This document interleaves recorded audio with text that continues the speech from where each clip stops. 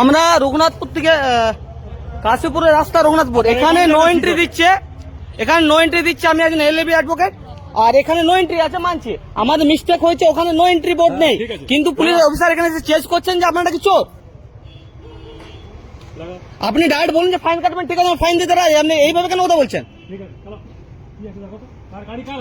গাড়ি আমার আছে, আমার নাম সুরেশ সিং আছে।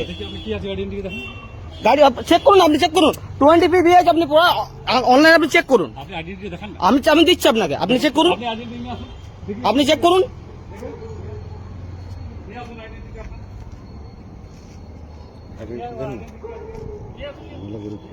না ঝামেলা আমরা চোর চাবেন নাকি, আজব করে কথা বলছেন, বলুন।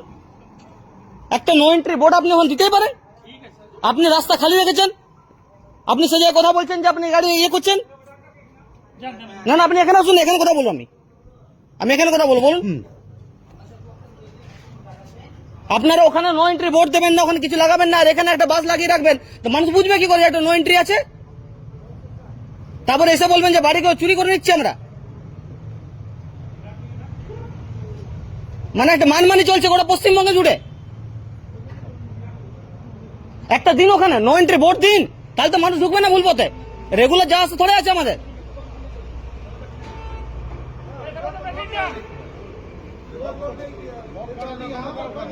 আরে আম পাবলিক কে হ্যারাসমেন্ট করে রেখেছে, আপনি বলছেন ওখানে তো দেওয়া দরকার একটা বাস, এখানে যখন আপনি দিয়েছেন তো ওখানে দিতে পারে। আপনি এসে বলছে চেঞ্জ করছেন, চলছে আমার আমরা। না না আপনি এখানে আসুন না, পাবলিকের আপনার পাবলিকের কাজ করছেন না, এখানে যান দাঁড়িয়ে কথা বলুন, আপনি ফাইন কাটুন। আম পাবলিককে আপনাদের হ্যারাসমেন্ট করার কাজ হয়ে গেছে।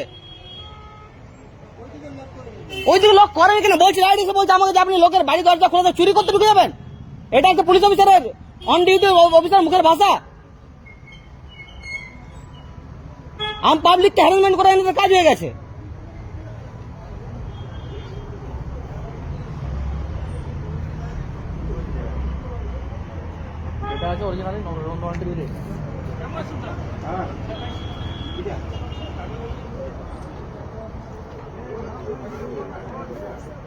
হ্যাঁ যা ইচ্ছা তাই একদম।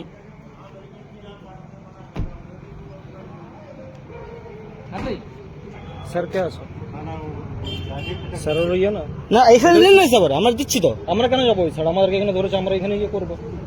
আমরা চোর নাকি, আমাদের প্রসিডিউর করুন, যা ফাইন আছে আমরা দিতে রাজি আছে, লিগ্যাল প্রসিডিউর হিসাবে আমরা যাবো। আপনার যখন নো এন্ট্রি বোর্ডটা লাগানি